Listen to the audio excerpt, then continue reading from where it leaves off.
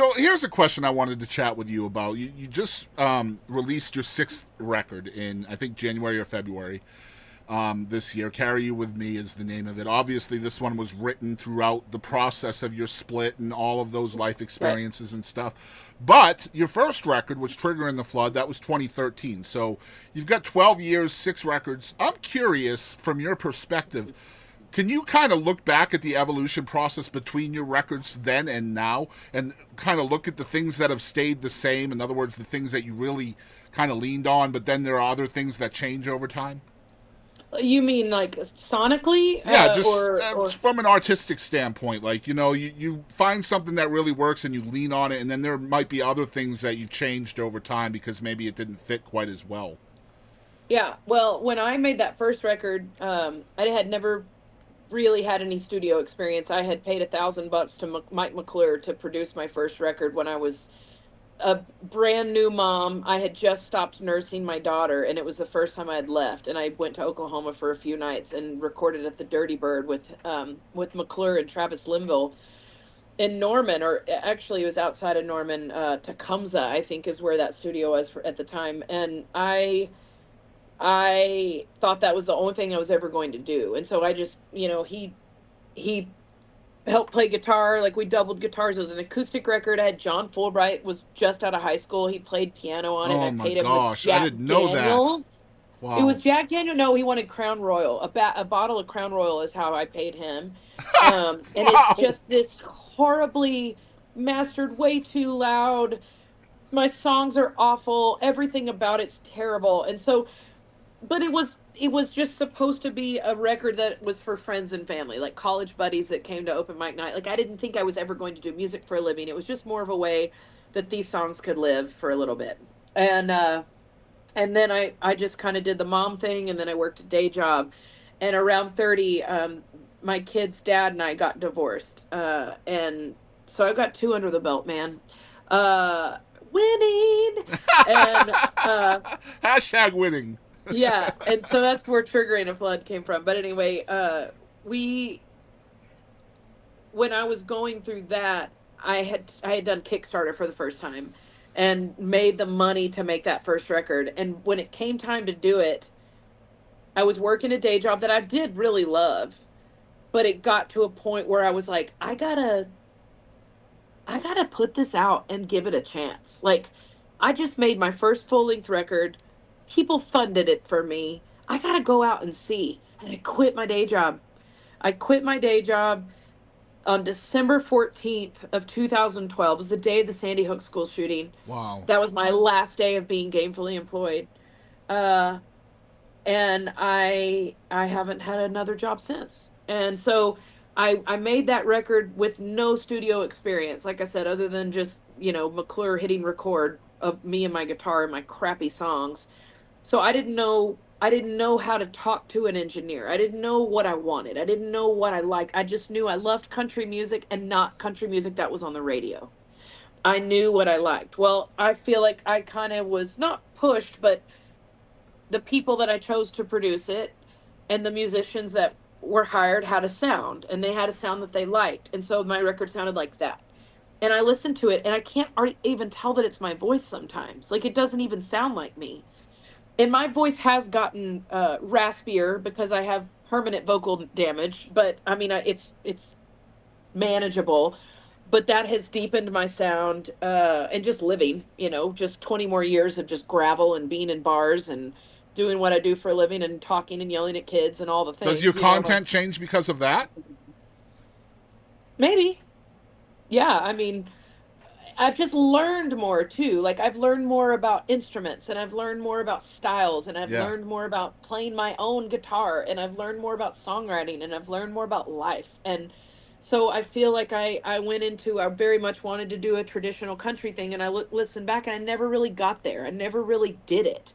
And I don't know if it's because I didn't know what I was doing, but I'm still like obsessed with, maybe I wanted to do like a Merle Haggard thing and have a traditional country record with horns on it.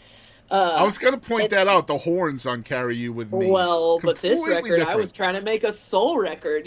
So Okay. then I finally, like, I was over country. I was Yeah. over it. And then I was like, you know what? I'm just gonna be Courtney. I'm gonna stop trying to say I'm I gonna was make a gonna record say that like sounds that like traditional this. country is great, but that's not really who you are totally, right? And that's it. And Yeah, so I think the reason that Electrostatic and this new record, I love them so much and I feel so proud of them, is I just let go and I was just me. Like, I quit trying to sound like something and I was like, I love steel guitar. I love saxophone. I love this. I love that. I hate Rhodes keys. I hate that. Like, I'll tell you what I love, I'll tell you what I hate, and just let's make a record. Like, let's just hire the best players and let's go have fun. This last one, I played guitar on one song, and it's the very last song. And I had the best time. I wrote and played everything to make the song. yeah. Who gives a crap if I play it on the record? I don't care. So I put the guitar down and I just sat in that vocal booth and I just sang. And I had so much fun making that It's record like because being I was with pampered, isn't it? oh, I was with all my friends and I was Yeah, singing my ass off. yeah. Like, the record would have suffered if I had forced myself to play guitar on it. So anyway, it's just I've just grown up a lot. I've grown up a lot, and I know that that's not you're not a failure if you don't play your own guitar on an album. Like, you hire a great guitar player, and that's great. Yeah, Gordy Quist is a way better rhythm guitar player than me. You right. know, uh, so it's just being confident in who I am and knowing, look, I made these songs come to life. I did this. I created that. I'm just gonna let them be what they are, and it's so much fun. Like, Yeah. it's so much fun going in the studio and just letting things become what they become. And it just, I'm just tickled. I really love making music. I wish it wasn't so damn expensive to make a record, because that's the only thing. It just costs so much money. But man, I am so proud of those last two records that I made. I I'm was proud gonna of say everything I've I ever love to see done. you acknowledge how good these last two records are. I mean, just That's not easy for me, by the I way. imagine, I And I'm not imagine. even taking credit for myself. I hired Mm. incredible musicians, and so Is they there like they when Electrostatic comes out and you're getting all of this amazing criticism and people talking so nice about you and your record and stuff like that.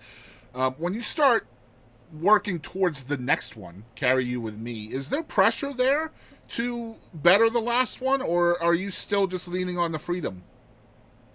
A little bit of both. Yeah. Yeah, I would be lying if I said I didn't know if my songs were strong enough. You know, I always go in with way more songs than I need, and I let the producers whittle through it and pick what sonically will work the best together. Are you fighting for And songs in that process? can I tell you something? Absolutely. I fought for Electrostatic and Carry You With Me, Let's go.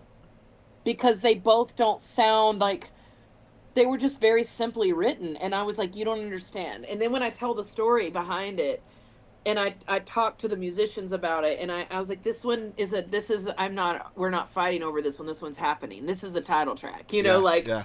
this may not be your favorite. This is the title track, and it is. I already have the picture, so I take all the pictures of the cover. So I go into this record going, this is the title track. This is the cover picture. I mean, the art's not done, but like, this is my inspiration here, and then we make it all fit. We'll figure out how to make it fit. But yeah, I fought for both of those songs, and not that they weren't putting them down. It was just like, maybe there are stronger songs, but then when they get done, they're like, okay, you're right. This song's, this song is great. So anyway, it's been fun. It's been fun to trust my instinct on some of these things, and uh, yeah, I don't know. The give and take I'm has just to be there. growing and That's learning. important, I think, in the studio, right? Having that give and take, and Yeah, knowing that you can trust the people around you to fight for your song, and know that yeah, they're gonna hear you out. And it's also important that they feel that they can be vocal about their position on it as well. And I love being in the studio and just watching all of that creativity work together. It's such a cool process, and it is. yeah, that's where the real work begins. I feel right. It's a lot. It's mentally exhausting and physically exhausting. It's just long days. Your brain is constantly going. Creativity is exhausting. But yeah, it was really great. I had a on this album was the first time I felt like I had a real good pre-production meeting with Gordy Quist and Trevor Nealon from the Band of Heathens.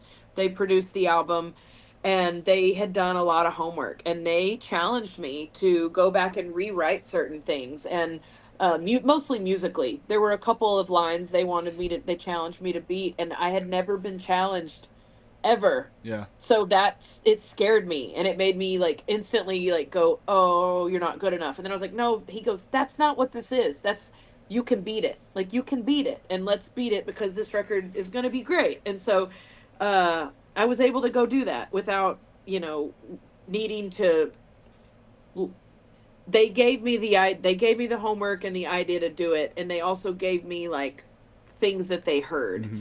And I said that the biggest thing to me is I wrote this by myself, and I was having a hard time sacrificing that. Like I did the words and music. Like I want to still be able to say that I did the words and music. Like I want to fix this on my own. I Plus, you want to still fix it have on my that own. struggle with the truth too, right? Yeah, the truth, and I have some control issues Yeah. in terms of my own, like Yeah. being in charge, like and I know that about myself, and I have a hard time letting go, especially when it comes to my art. So which is why I am independent. I have a booking agent and he gets frustrated with me all the time because I hate talking on the phone. And so like there's just I have a little bit of a struggle with letting people help me Yeah. in general.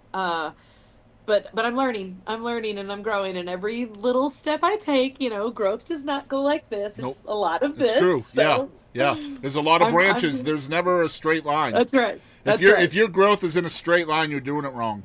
That's right. Yep.